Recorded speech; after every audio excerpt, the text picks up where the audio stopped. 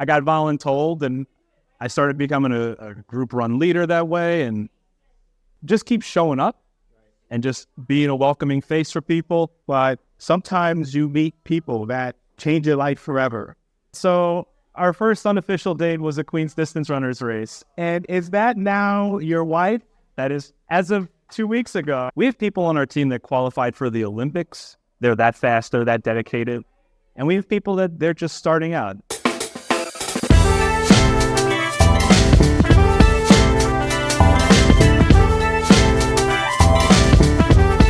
Welcome to Neir's Tavern Community Leaders Show, the show that's spotlighting our leaders of communities and hopefully inspire others to do good. I also want to thank Neir's ambassadors who are sponsoring this show. And right now, my next guest I want to introduce, he was getting ready to run over here. I think that's a little hint. He is the co-captain of Queens Distance Runners, the largest, in my opinion, largest running walking community based out of Queens. And he's also a host of Monday Night Raw. You want to call it that? Coming out of Neir's Tavern at 6:30 on Mondays for the last 2 years and change. Welcome, Mike Bocchinfuso. Now you can run. How's it going? I'm doing good. It's great to be back. Yeah. And 24 hours. 24 I wish I was joking. It's been 24 hours. All right, let's move that up a little bit because I want to make sure everybody can hear the comedy that comes out of this gentleman's mouth. I got to keep it clean tonight. Yeah, Usually I'm not wearing a wire, but tonight I'm not wearing a wire. Listen, the good boulevard. Listen, wires. Someone might get whacked. I'm talking about wires. All right? But listen, in all honesty, I would like you to please introduce yourself, name, title, and organization you represent. My name is Mike Bocchinfuso. I'm the co-captain of Queens Distance Runners. As Loy said, we're one of the largest running teams in New York City. We're everywhere. You are. We're all over the damn borough. And I want to get straight into that because what do they say about the amount of runs that you do a week and the amount of days in the week? We tell people that we run 8 days a week, and I'm on this WhatsApp group with, I don't know, probably 200 other runners in the area, a bunch of different teams, people from all over the New York City area. And someone goes, QDR has 3 runs on Monday. And I said, if you want, we'll do a 4th. we'll do a 4th one. Don't threaten us with a good time. We have the people. We'll do it. So obviously the passion is there for the running community, and what you've been doing is definitely inspiring. But before you were Queens Distance Running co-captain, what kind of led you up to this path that you can maybe just share a little backstory? Kind of tripped into it. Literally, or? So, I started running. I was never athletic as a kid. I was sickly and kind of scrawny for a while. And then I discovered snacking and went the other direction. And for the longest part of my life, I was never really... What's your favorite snack? Pretzels. Pretzels. All right. We got some pretzel lovers over here. My wife can testify pretzels don't last long in our house. As soon as I open them, they're gone. Right. So, eventually I got, the doctor, gave me the warning, and he's like, you got to make some better changes in your life. And eventually I'm Italian, I'm thick-headed. It finally sunk in. So I started walking and, eating grilled chicken and vegetables, which isn't the most thrilling, but I started losing weight and started going to the gym and doing really simple stuff. And a friend of mine from college, she was like, hey, you're always posting about your fitness routine, and I know you're being sarcastic, but why don't you run 5K? I'm like, okay, I'll humor you. I'll do one race. I'm never going to run again after that. And I ran past the finish line that day. And you kept going? And she yelled at me. She's like, the race clock was over there. Oh, so they chasing me 3 blocks down. She's like, Mike, you can stop. And I'm like, oh, this is awesome. I'm going to sign up for another race. And I'm too stupid to say no, so I kept doing races, and you start seeing people wearing the uniforms of different teams in New York. I was like, who are these people with these yellow shirts? It's got the Unisphere on it. And I run in Flushing Meadows, and I see these things. I see more and more. I'm like, who are these people? And then, I kept seeing them, and I'm like, I want to be one of these people.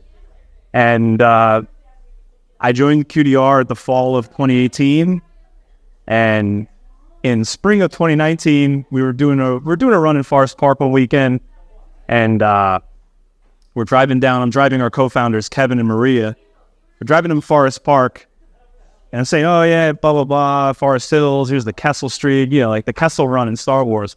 And Kevin goes, oh, we're going to have a Star Wars run. You're going to host it. I'm like, I just joined like 5 minutes ago, buddy. Okay. I got voluntold, and I started becoming a group run leader that way, and just keep showing up and just being a welcoming face for people. Right. And then 2 years ago, we had a shift in leadership. Kevin and Maria and Edwin decided they wanted to, retire their jerseys. We're going to put them up. Yeah. We're going to put them up in the stand somewhere. In the uniform. In the uniform. And so they picked Nancy Silva. And she's our current captain. And Nancy picked James Koch and myself to be her co-captains. And we are happy to have you as the Monday night leader for the run, too. The co-captain. But it's always a pleasure being here. But, through that whole running community, you also find something else. And I'm not going to say it because I want you to say it. Running is obviously, there's a sport, there's a health and wellness to it. But sometimes you meet people that change your life forever. I'm going to go out more and say, this person changed your life at this point. Can you tell me what happened? So, fall of the 2018, or actually a little earlier in 2018. So I'm also in this board gaming group that meets in Long Island City weekly, and met someone there, and we were, kind of chatting here and there. And everybody always asks, what game was their first game together, and I don't remember. And so I decided that I was going to kind of combine things, and I was going to ask people from this board gaming group that I was in to help us purchase toys and games for Queens Distance Runners. We're doing a race for Queens Center for Progress, an amazing local organization. They help people with all kinds of mental and physical impairments and disabilities. They help them get job training. Yep. Pretty much proving no human is, Kipchoge, no human is limited. That's fine. But normal people, no human is limited. People have to approach things differently. Queens Center for Progress, a fantastic organization. So they were hosting this winter toy and game drive, a race, a 5-miler race. And I asked all these folks from our gaming group, I said, hey, if you donate money, I'll purchase all the games and bring them to this race. And apparently I'm trustworthy enough for people to give me money in envelopes. Well, look at that face. How can you say no? That's what you're going to say next. It makes all the sense in the world. And I said, this is great. If anyone wants to come, you want to run it, you want to walk it, that'd be much appreciated. There's no pressure whatsoever. One person showed up. One person from this gaming group of 300 some odd people. It was this girl, Jennifer. And so our first unofficial date was a Queens Distance Runners race. And is that now your wife? That is as of 2 weeks ago. As of 2 weeks ago, give it up. That's amazing. I will say, congratulations. I will say that she beats me at board games more often, but I am the faster runner. I don't know. So I have to give her credit first.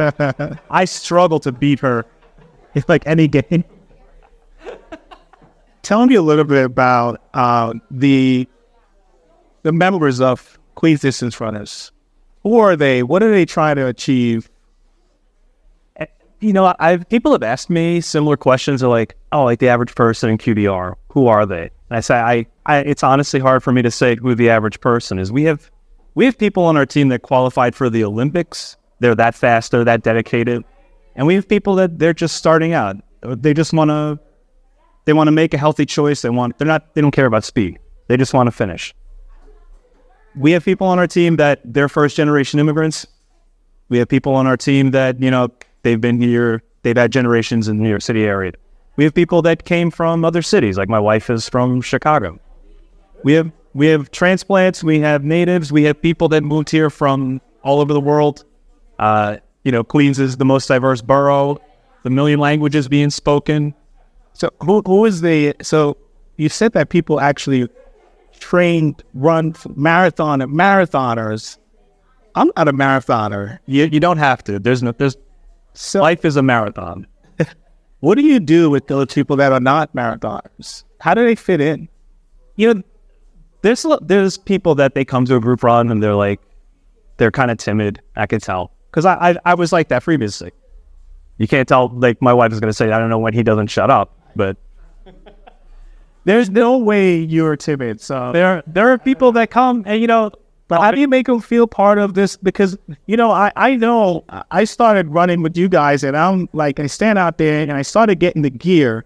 And I remember I started got the whole lights because the night was coming. So I started getting lights, finally got the lights, and people were looking at me like, oh, he's a runner. There's a moving Christmas tree over it. And I'm like, yeah. And I'm like, no, I'm just starting out. And in fact, I'm walking tonight, How do you make people like me and, people in that position that are not marathoners, like, when they come to that event, what do you do to actually make them feel okay? I think what helps me is understanding that I was in their shoes. I showed up and I said, hi, blah, blah, blah. Why are you here? What brings you back? Yeah. Oh, I like being regular here. I like getting regular exercise. I like socializing. And, there's a lot to be said for trying to meet people where they are. And that's how we break down barriers. That's how we improve communication. Whatever your background is, whatever your religion, political stripe, nationality, whatever. Try to meet people where they are and then trying to achieve something together in common. That builds unity that it's priceless. And I love that because meeting someone where they are is so important of a statement, because when I was starting out and I had the first Woodhaven run right over there by the bank, I remember Kevin was there. This guy is like amazing. He's like a jackrabbit. Like, this guy is like too much. And I know he runs like 1,000,000 miles an hour. And here he is running like, all right, let's go, Lloyd, let's go. And I'm like, there's no way I'm going to keep up with him. But I didn't have to. He slowed down for me. And we ran knowing that he could have he's like, no, he slowed down for me. And I want to say run, kind of jog or slog, slow jog kind of a thing. And I think that's one thing that set you guys apart, is that you try to create that inclusiveness, that welcome, even if you have to slow down for someone, to make sure that they feel a part of that. And I think that's something is important in the running community when it could be so intimidating. Is that? I would say that's definitely true. In fact, one thing we've tried to further increase our inclusiveness, our captain, Nancy, so when we all started our leadership session or leadership last year, she started doing, every month we do a birthday run. And so we celebrate life. We celebrate everyone is having a birthday that month. And even if you don't have a birthday, it's hard to say no to cupcakes, the chocolates and stuff. And every month we go to a different park in Queens and we run together for an hour. Or some people just want to walk together for an hour, but we all start together and people spread out and do their own thing and, break into little groups, and the fast people do their thing. The slower people do their thing. People want to walk, do their thing. And we all reconvene at the end. And we all sing happy birthday. And really, it builds a sense of unity. It builds a sense of community. People get to explore parks. They're like, oh, I never knew that. Kisenna Park. You don't hear about Kisenna Park in the news unless, it's a really looking for. Yeah. Someone is chasing someone. But, it's not, Flushing Meadows and Forest Park are always in the news. People always know about. I know there was one thing that you guys did, which was really huge. I think this is a huge contribution to kind of finish up on this. Is that, we had a little tipsy evening after a run one day. Yeah, put it that way. The marathon, New York City Marathon was coming up. I did not try to run the marathon on the side, although not registered, but it was a thought. But we were figuring, how can we build a better sense of community in Queens with this marathon going? So we figured, we run on Mondays. First, there was going to be like a chili cook-off. There was a chili. Like how it was like Loy's chili cook-off was going to be a chili, and that'll cook it off chili on Mondays. No, it still didn't. No. What was the other incarnations? Monday, margarita and medals. Margaritas in the middle of November. Yeah, Frozen margaritas. yeah. We kept going and going, but then after about the third or fourth beer, probably more than another shot, Yeah. we came up with something that was huge contribution to Queens running community. And now, if you can remember, can you say officially, because I will get tongue-tied, we came up with at the, I guess the next day after marathon, which is Sunday, we named this day Marathon Medal Monday. at Neir Tavern. So for the past few years, we've hosted all the runners that ran in Queens to come back to Neir's Tavern with their medal and do a victory lap. And you said, we're bringing it, like Jimmy says in Goodfellas, bring it back. I want you to bring it back. bringing it back to Queens. And, we thought, okay, 15 or 20 people are going to show up. This place was packed. I think Richie was out taking coats outside. Yeah, Richie was taking, it was packed. It was such a great evening. We had so many people, it was elbow to elbow. And I was a major contribution the running community did for Queens and also hosted it here. So really want to thank you for that. How can people find you and support your organization or you? Our best method of communication is on Instagram at Queens Distance, and also go to our website, queensdistance.org. It is currently under construction renovation, and that'll be done shortly. Those are the best ways to find out about us. And from our website, you can get our regular emails, and we don't spam you. It's mostly, we also include, community stuff that's going on outside of running. Here's what's happening in Queens that we like to promote. Please give a round of applause to Mike Bocchinfuso grabbing the board. Thank you so much. Thank you for watching and listening to Neir Tavern Community Leaders Show. The show inspiring others to really do great work in the community and by uplifting those. I want to thank our Neir Tavern Ambassadors Club members who are sponsoring this show. And also, I would like to say, no matter what happens in your life, in your business, at the end of the day, community conquers all. Thank you.